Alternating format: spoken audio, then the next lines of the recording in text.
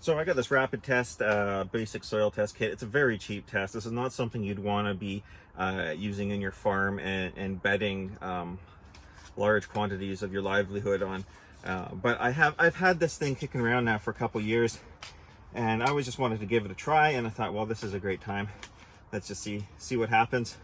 So we'll follow our instructions. The main thing that I really want to know is I want to know what the pH looks like in this new area. We live in a heavy peat area, so the acidity can be quite high, and that's something I want to watch out for.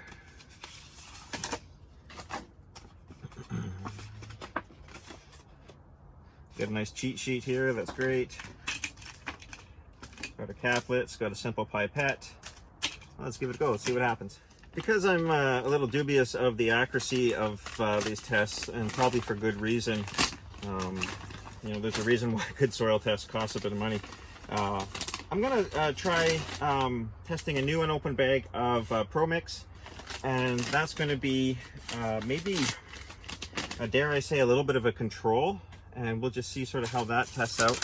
They want the soil taken without touching it with your hands, so we'll just use a basic trowel. I'm just gonna use some 3-inch pots to collect the samples. Sample 1 is going to be this Pro Mix.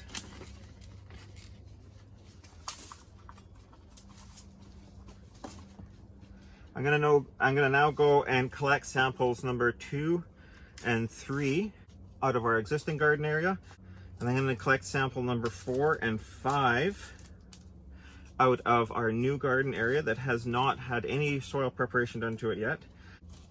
And then finally, I'm going to take 1 sample of our potting soil area that we use for starting seeds. So the test asks that we take a sample that is about 4 inches deep,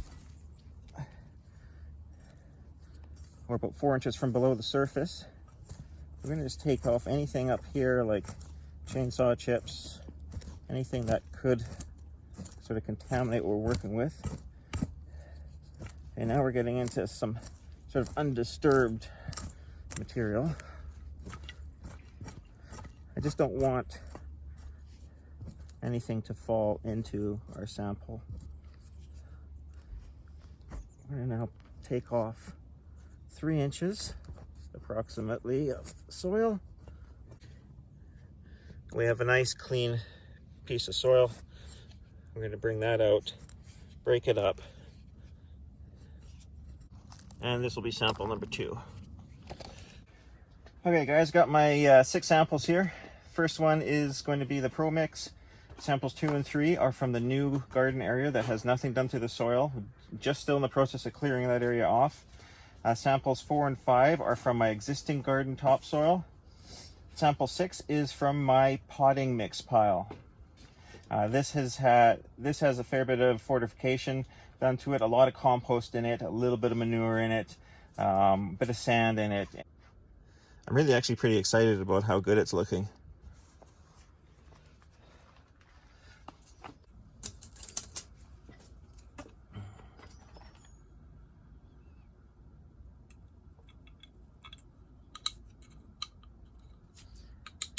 Okay, that knife will stay in there.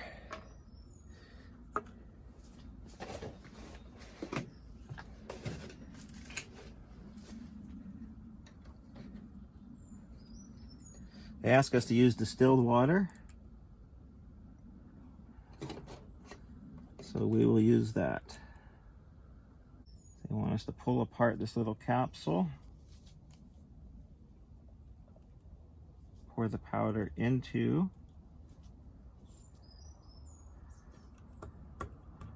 let's make sure we get all of it in. Okay, now we got to shake for a minute. Okay, our minute is up. So we've let it settle out for about a minute as requested. It looks pretty clear to me. This is a pH of 6. It matches up quite closely with this indicator right here. And that's what I would expect. Now I can see down here, we still have some of this indicating powder that's not yet been dissolved in the sample. So I'm not sure whether or not we're just oversaturated with this, and if that's okay, if they expect that, or if in fact to get a better reading we actually need to dissolve that. So I'm going to shake this up some more and see if we can't dissolve more of this into the solution.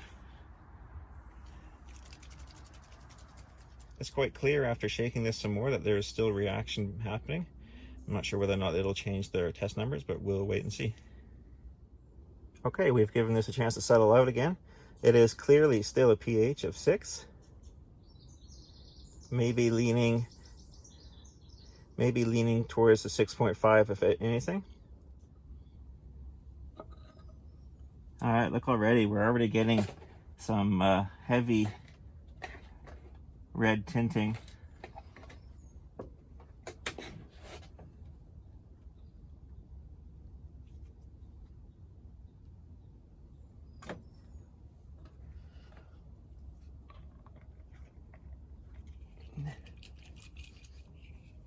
Okay, we'll give that a minute to settle out and see.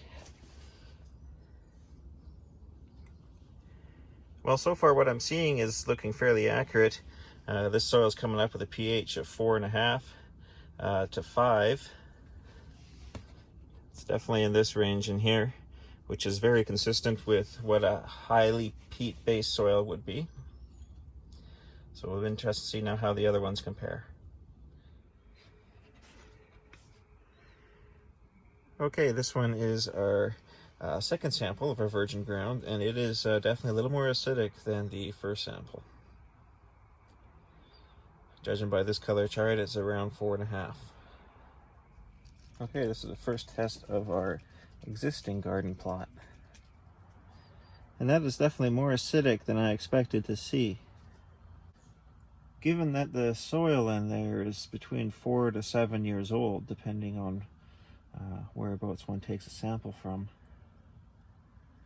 I would have thought that after 7 years and the work put into that small plot in terms of putting in nutrients and compost, and I would have thought that the pH would have mellowed out some on that, but definitely not. We're still very much in the 5, more like 4.5 range, so that's very impressive that what has grown there has grown as well as it has.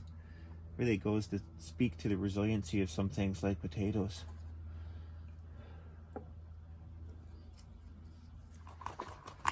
Just trying to chop this up a little bit, make sure we get some real nice fine pieces, because such a small amount of soil actually goes up into the test chamber. I'm aware that if we end up with one large pebble that takes up half the volume and it has a different pH than the rest of the sample in the pot, it could really mess things up a bit. That looks good. Well, I think it's pretty clear that this is developing out as just as acidic as the first sample.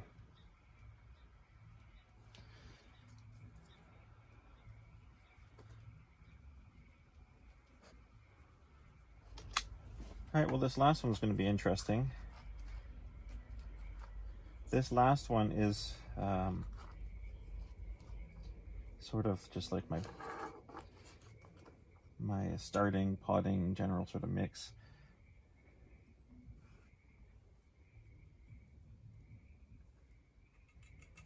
So this test is probably going to be just as important as the rest of them, because this is material that I start stuff in. And it is a combination of sand, screened garden soil, peat, lots of compost, a little bit of manure.